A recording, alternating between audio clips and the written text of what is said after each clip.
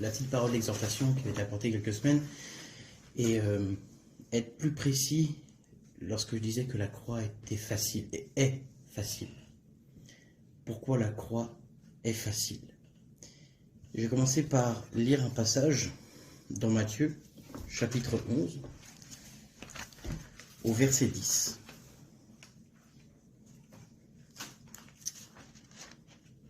Le chapitre 11, versets 28, 29 et 30, pardon. Venez à moi, vous tous qui êtes fatigués et chargés, et je vous donnerai du repos. Prenez mon joug sur vous et recevez mes instructions, car je suis doux et humble de cœur, et vous trouverez du repos dans vos âmes, car mon joug est aisé et mon fardeau léger. Comment ça se passe lorsque Christ se révèle à nous? Nous pouvons choisir de vivre selon Christ. Nous pouvons repartir dans le monde et passer notre chemin. Mais si nous choisissons de vivre selon Christ, nous sommes alors convaincus de péché, nous sommes convaincus d'être aimés et pardonnés, et nous sommes emplis d'une joie, une joie divine. Mais ce n'est que l'entrée du parvis du temple. Chaque chrétien se doit de passer par la croix. Et la croix est vue comme quelque chose de difficile, de douloureux, parce que ça veut dire la mort à soi-même. Donc on meurt et la mort nous fait peur, la mort nous inquiète.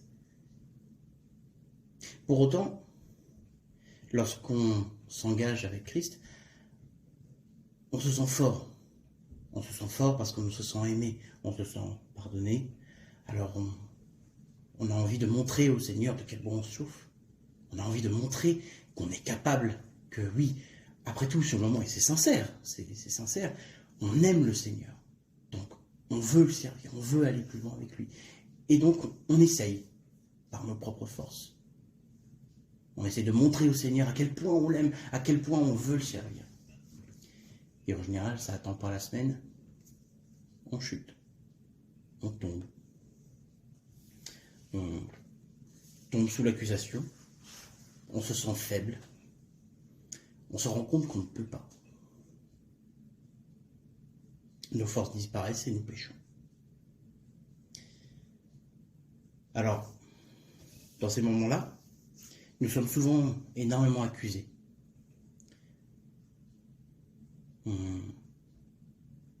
On est accusé d'avoir menti au Seigneur,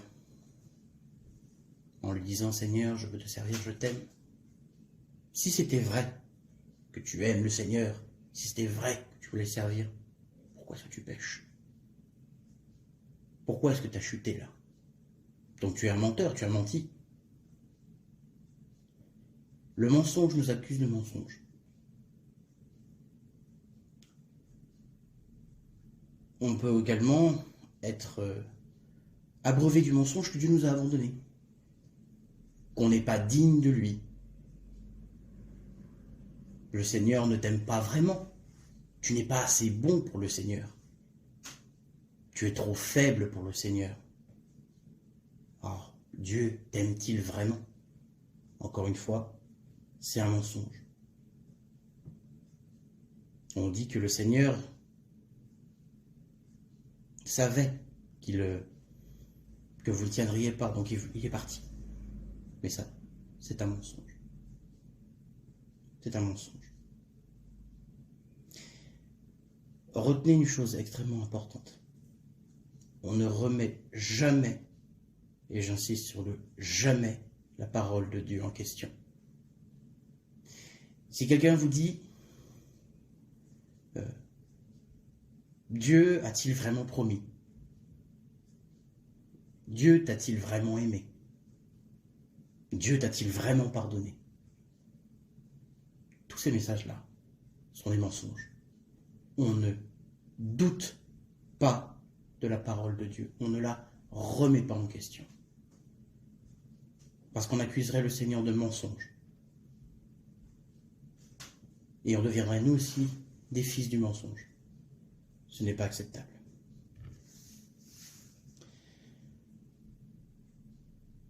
Lorsque nous sommes sous accusation, nous sommes rendus faibles. Nous avons deux choix. Soit nous restons accablés, nous pouvons nous rebeller, croire au mensonge. Dieu, tu n'as pas vraiment aimé. Nous pouvons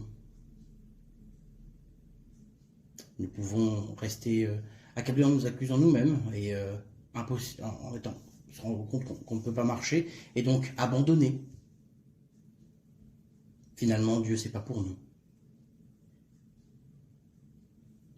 Ou bien on peut comprendre que ma grâce te suffit. On peut comprendre que c'est par Christ que nous avons la force.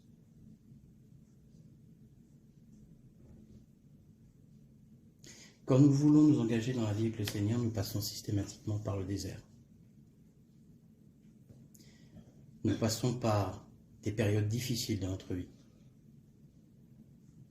Nous passons par des doutes. C'est même plus que des doutes, c'est la vie, par l'épreuve, nous enlève toute certitude, toute conviction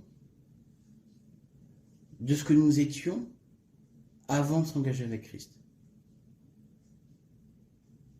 Tout est rasé, détruit. Nos fondements, nos convictions, nos certitudes, nos convictions d'être forts, ce que nous pensons être nos points forts. Tout est détruit. Tout est détruit. Pourquoi? Parce que le Seigneur, pour construire quelque chose de spirituellement bon, a besoin d'une fondation pure. Et il ne faut qu'aucune de nos convictions personnelles, qui est basée sur le monde, ne doit... Quel mot pourrait utiliser pour que ce soit juste? Corrompre cette fondation. Donc même les choses que nous pensons être bonnes dans nos vies, qui ne sont pas éventuellement des péchés, mais tout est détruit pour que le Seigneur puisse poser une fondation spirituellement pure. Le nom de cette fondation, c'est Christ. Christ ne peut pas être pollué, corrompu par quelque chose d'humain.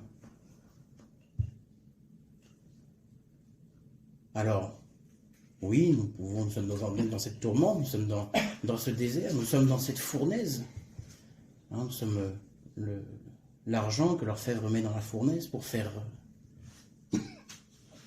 remonter les impuretés, parce que c'est ce qui arrive. C'est ce qui arrive. Lorsque nous sommes dans cette période-là, nous avons ce qu'il y a de pire en nous qui remonte.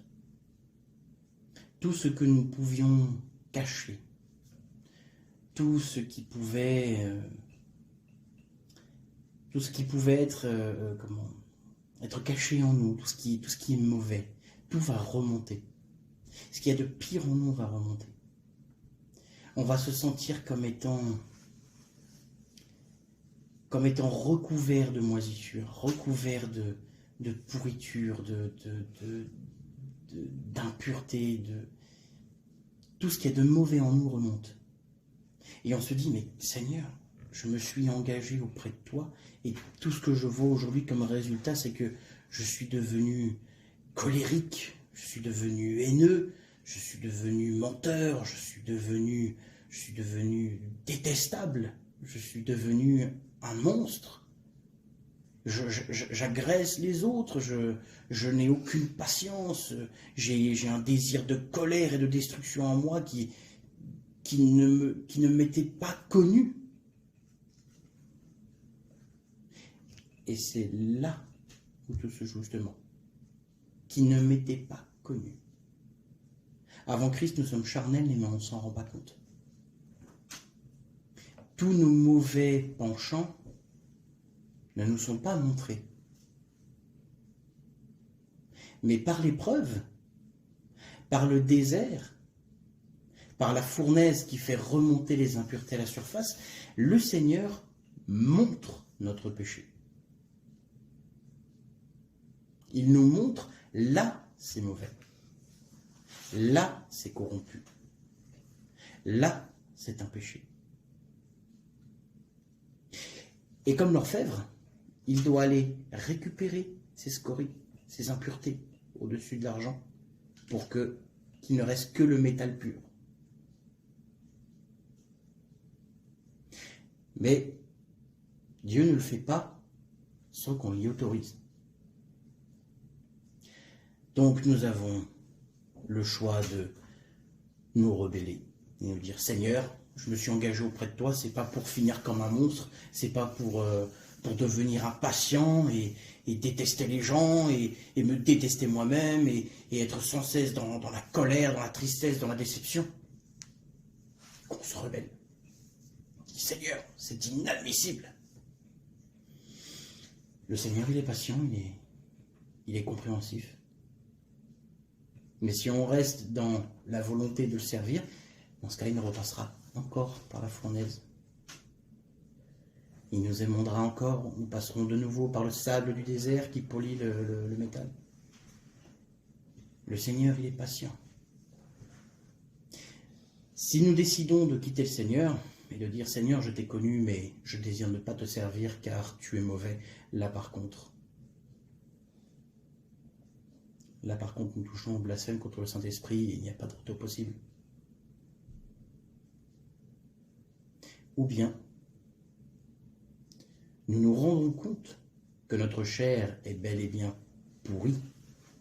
Nous nous rendons compte que nous sommes, oui, pécheurs. Nous nous rendons compte que nous ne pouvons pas lutter contre ces moisissures.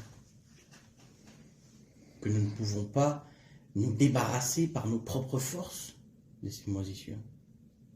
Comment est-ce que ça nous le prouve concrètement? Eh bien tout simplement parce que c'est plus fort que nous. Si je vous donne une anecdote personnelle, je suis soignant à l'hôpital. Avant de m'intéresser réellement à Christ, les gens me considéraient comme étant quelqu'un de plutôt patient, de plutôt aimant envers les gens. Et lorsque je suis passé par ce désert, par cette fournaise, je me suis mis à détester les gens. Je les détestais vraiment.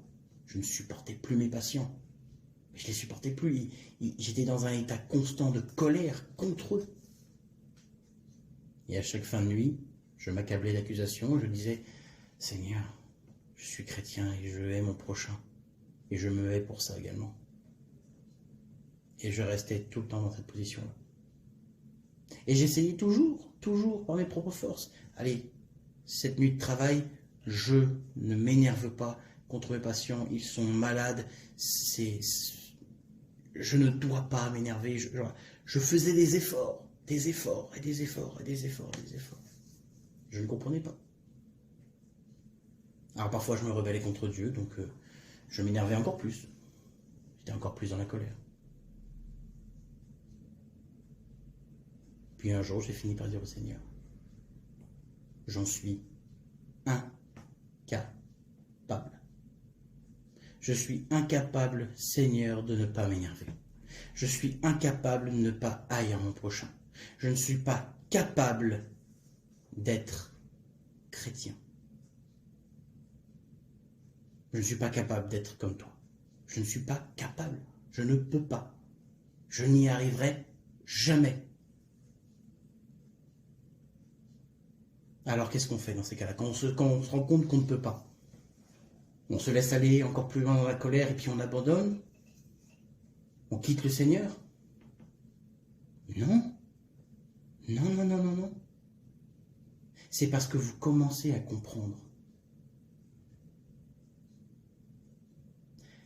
Par ma force, pas la nôtre, par la force de Dieu, pas la nôtre. alors nous acceptons. C'est ça la position à adopter. La position de Seigneur, j'accepte que tu me fasses passer par la fournaise et que tu retires les scories. Et nous passons à ce moment-là par la croix. Parce que nous acceptons de laisser notre chair enlevée par Christ et être déposée au pied de la croix, là où elle restera morte. Notre chair est morte, la seule chose qui la fait vivre, c'est nous. Mais elle est morte et définitivement morte.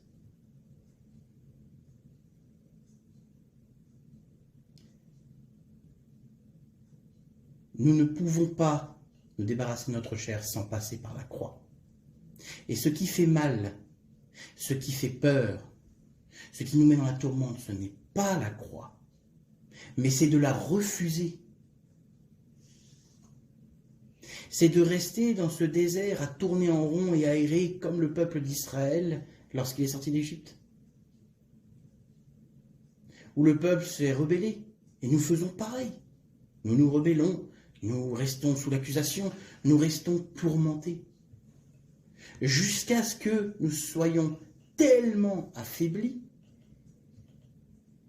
que nous n'ayons pas d'autre choix que de passer par cette croix que le Seigneur nous a déjà montrée depuis le début. Lorsque nous avons tout perdu, toutes nos certitudes, toutes nos convictions, nous perdons également la peur de mourir. Nous perdons la peur de mourir à nous-mêmes. Ça ne nous inquiète plus. C'est dans la faiblesse que nous trouvons le Seigneur. C'est dans la faiblesse que nous trouvons son amour. Pourquoi? Parce qu'il est là que dans la faiblesse? Non, c'est parce que c'est uniquement dans la faiblesse que nous le voyons. Car nous ne sommes plus pollués par nos convictions, nous ne sommes plus pollués par nos propres forces, avec des gros guillemets. Alors, tout ce qui nous reste, c'est la lumière de Christ. Quand on est dans les ténèbres, la lumière brille encore plus. Et la lumière, elle se trouve à la croix. Donc oui, la croix est si douce. La croix est si facile. Car c'est à partir de ce moment-là que nous sortons du désert. C'est à partir de ce moment-là où nous sommes libérés. Pas parce que le Seigneur ne l'a pas fait avant, mais c'est parce que nous, on s'y est accrochés. Encore une fois, notez bien, tout le temps que nous sommes dans le désert, c'est parce que nous rebellons. Nous restons attachés à notre chair. Nous restons avec nos envies terrestres. Mais lorsque nous sommes trop faibles, nous ne pouvons plus nous attacher à ces choses. Nous ne pouvons plus rester tenir. Il nous reste un chemin, celui de la croix. Et la croix est si douce. Elle est si facile. Relisez. Prenez mon joug sur vous et recevez mes instructions, car je suis doux et humble de cœur. Cette douceur et cette humilité, vous la trouverez à la croix. Parce que vous trouverez Christ derrière cette croix. Et vous trouverez du repos pour vos âmes. Vous vous reposerez. Pourquoi? Parce que vous ne serez plus dans la tourmente de « oui, je veux garder cette chair ». Non, vous vous en débarrasserez, ce ne sera plus un sujet de tourmente, ce ne sera plus un sujet d'inquiétude. Et vous trouverez le repos. Car mon joug est aisé et mon fardeau léger. C'est une vérité absolue. Vous passez par la croix, vous décidez de vous décharger de votre péché. Le Seigneur enlève les scories qui se trouvent dans le métal fondu. Vous lui donnez l'autorisation. Et du coup, il le fait. et vous vous rendez compte qu'il n'est qu'amour.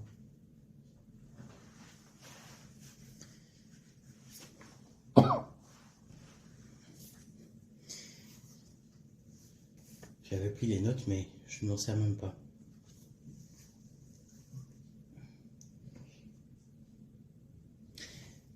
On va lire le passage dans 2 Corinthiens, chapitre 12, versets 9 et 10.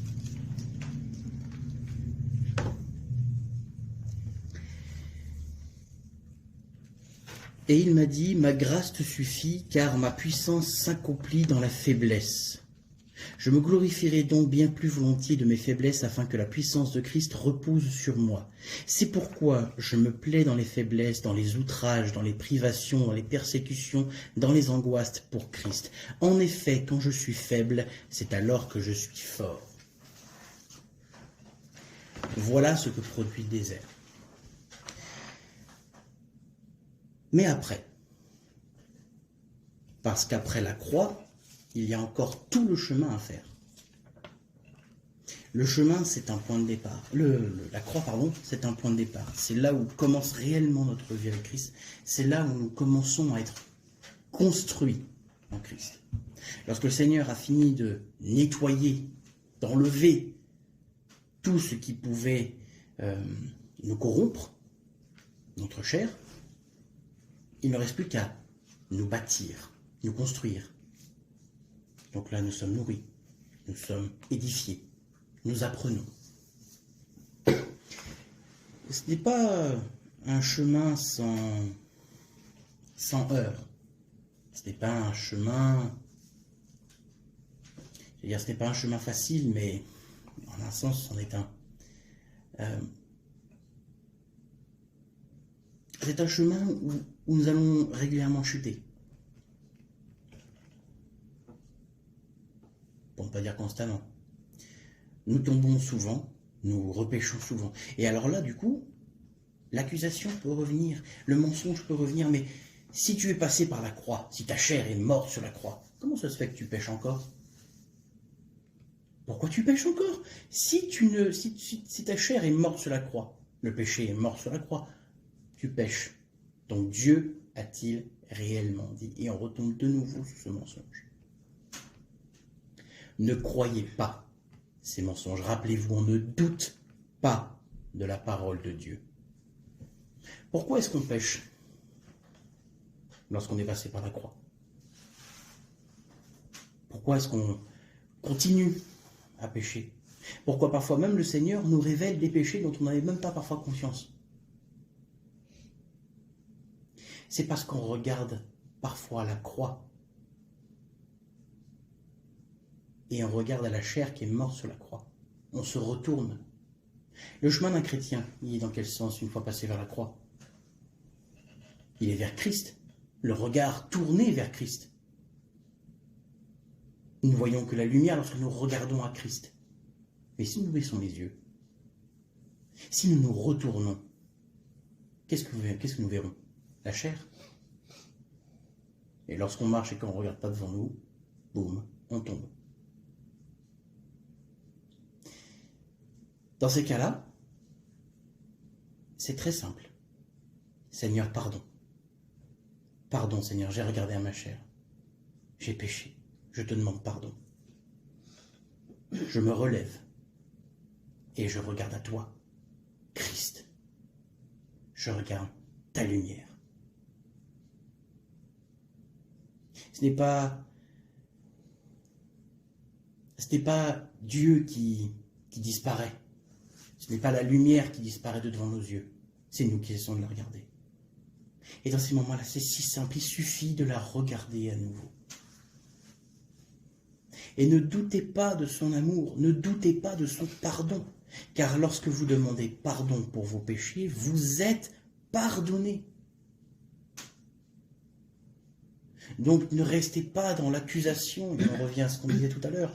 On ne tombe pas dans l'accusation en mode « oui, tu pêches, donc tu n'es pas réellement, la chair n'est pas vraiment morte sur la croix, donc tu n'es pas digne de continuer à avancer. » Et là, on baisse la tête et on est sous le coup de l'accusation et on se plie, on regarde le sol. Mais le Seigneur n'est pas sur cette terre, il est dans les cieux. Il est la lumière qu'il faut suivre. On ne regarde pas les ténèbres.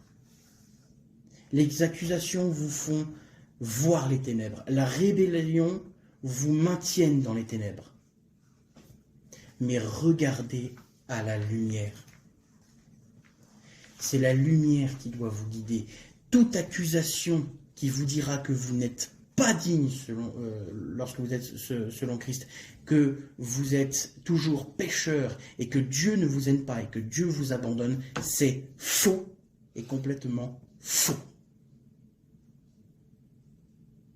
Si quelqu'un vient vous dire que si vous continuez à pécher, c'est que vous n'êtes pas sauvé, vous n'êtes pas aimé par Dieu, vous devez faire tel ou tel rituel, c'est faux et complètement faux. C'est un mensonge. Ceux qui disent que vous n'êtes pas sauvés parce que vous continuez de pécher sont eux-mêmes pécheurs et je doute de leur salut. Je doute de leur salut. Car ils imposent à des âmes qui recherchent Christ de rester sur les ténèbres. Je doute de leur salut. On ne se moque pas de Dieu et on ne le traite pas de menteur. On ne doute pas de lui. Dieu vous aime tous, chacun d'entre vous, personnellement, tel que vous êtes.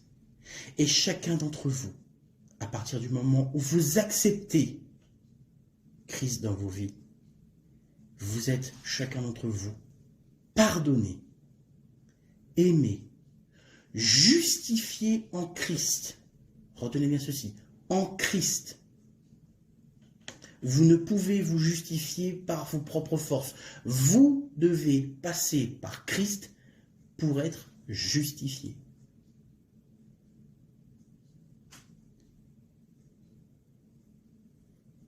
Ma grâce te suffit.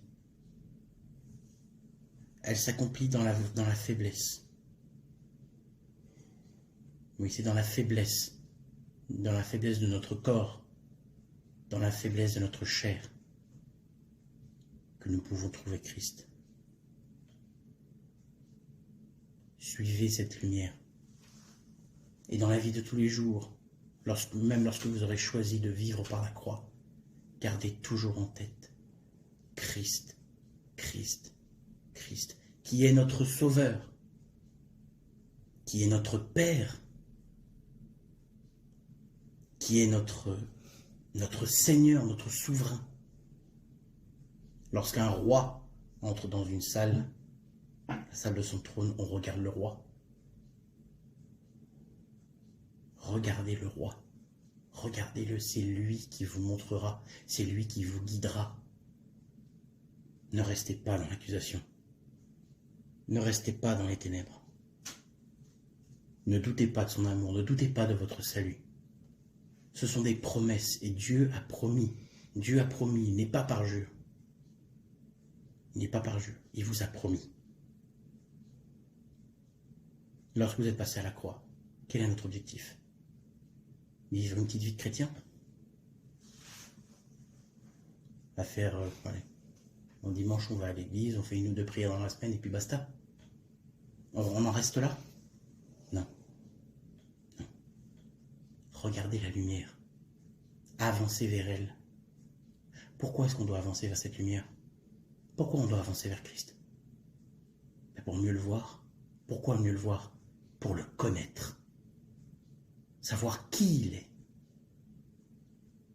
C'est ça, la vie d'un chrétien. Une fois passé par la croix, c'est ça, la vie d'un chrétien. C'est de connaître Christ dans son entièreté, jusqu'au cœur, jusqu'au plus profond de Christ. Qui est-il? Qui est-il? Et le seul moyen, c'est d'être en lui. C'est de regarder la lumière, c'est d'être dans la lumière. C'est d'être en Christ. Car il est en nous et nous sommes en lui. Donc, lorsque nous sommes en lui, nous connaissons Christ. Nous sommes Christ. Que le Seigneur vous bénisse.